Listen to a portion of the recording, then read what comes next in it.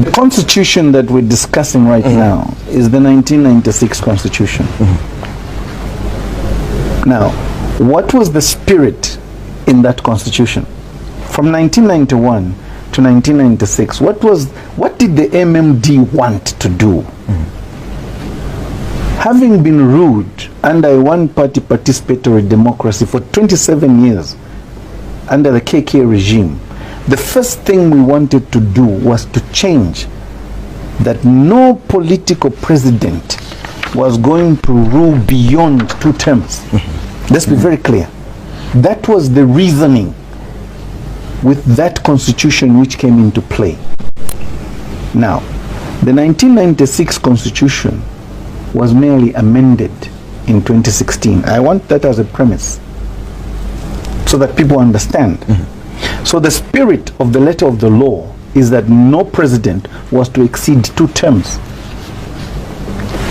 We have to make that very clear. Under the 1996 constitution, there was Article 35.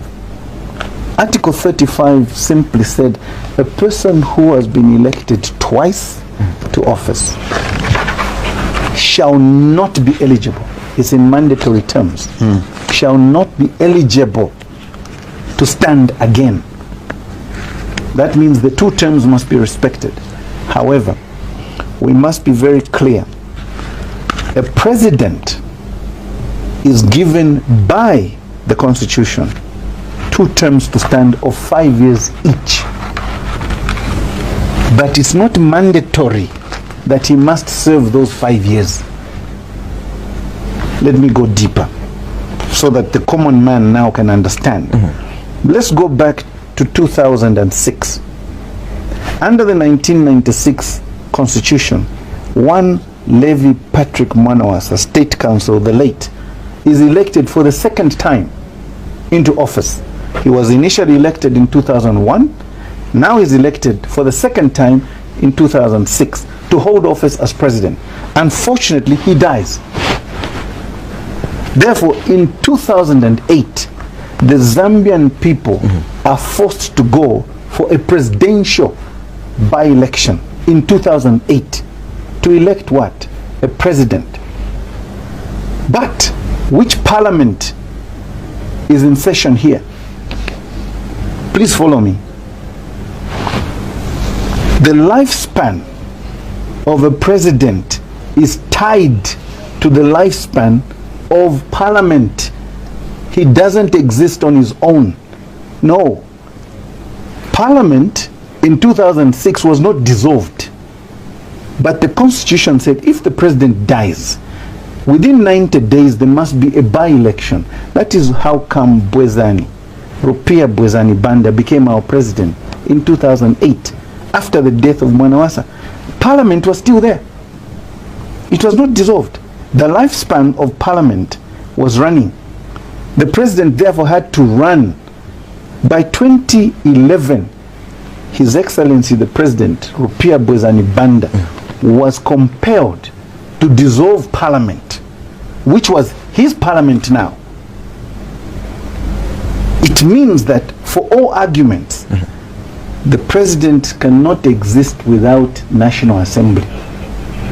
When he attends it, it becomes parliament. His term is tied to that of parliament. This is a very important part which I think we have missed here. That is why when he dissolved parliament, technically he dissolved himself. But the law allows him to remain in office during the election period because there should be no vacancy. It says he must hand over to the next president-elect. 2011, President Sata wins the elections. But 2014, President Sata dies with his parliament in session, elected in 2011. Parliament of 2011 is not dissolved. The presidency has a vacancy because the constitution has got the 90 days within which to run a by-election. So we go for a by-election for the presidency. Unfortunately for the Patriotic Front at that time, it suffered 2 problems. they had no presidential candidate. So in 2014, the PF had to go to a convention. The constitution of the PF reads, the person who is elected at the convention becomes automatically the presidential candidate in the general election to run, or in the the presidential by-election to run. His Excellency Edgar Chagwa Lungu was elected as president of PF in 2014 at a convention.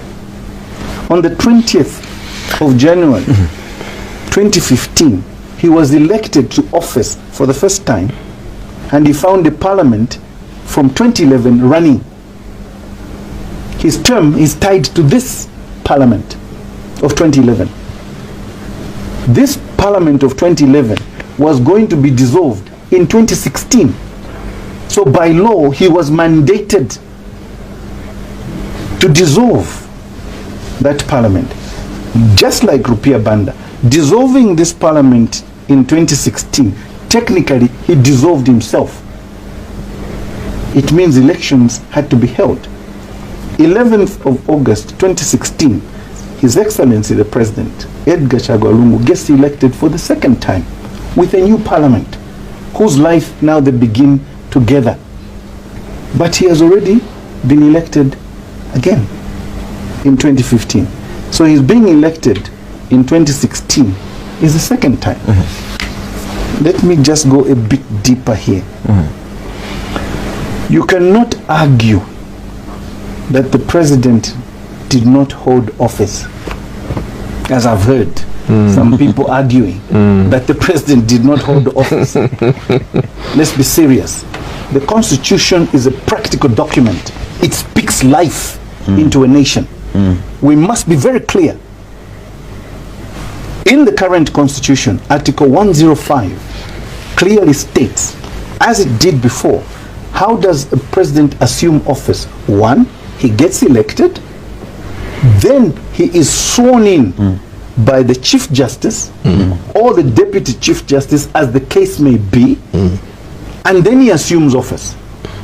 Did that happen for Edgar Chagwa Lungu in 2015? Twice. Yes. Did it happen for Edgar Chagwa Lungu in August 2016? Yes. Twice. So he cannot say he has not been elected twice. He has. Therefore, he is caught by Article 106 subclause 3, twice elected. He cannot run again. Let's be very clear. Now, people have been saying no, but the Constitutional Court said, and no. The life of the presidency as an institution has always been attached to the life of Parliament. That is why when Parliament is dissolved, the president cannot stay in office. Parliament has got power to prolong its life, but in special circumstances. For instance, if there's a war, Parliament can prolong its life for 12 months. They can remain in office and say, no, we are fighting a war. If we go to elections now, there'll be problems. Let's maintain this. But that's not an election. We're talking about being elected. Once you're elected twice, that's it. You're done. All right. So